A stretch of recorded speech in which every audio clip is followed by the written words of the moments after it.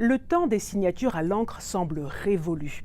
Et désormais, la signature électronique, légale et juridiquement contraignante, s'impose, parfois même sous des formes inattendues comme les emojis.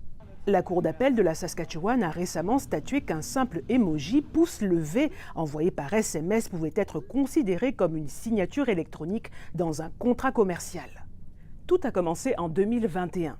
Un agriculteur de la société Octor Land and Castle a répondu par un emoji pouce levé à la photo d'un contrat envoyé par un représentant de l'entreprise Southwest Terminal, déclenchant une bataille judiciaire sur la validité de cet accord.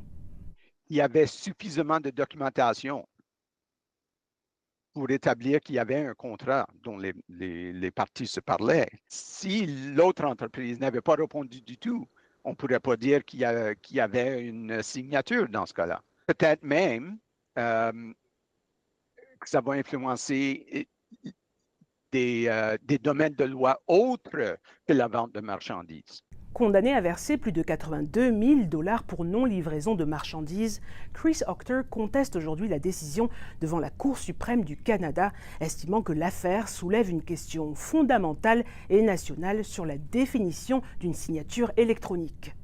This is a very unique case in that the parties had a pattern of entering into contracts this way, and Mr. Octor signed through short confirmatory text messages.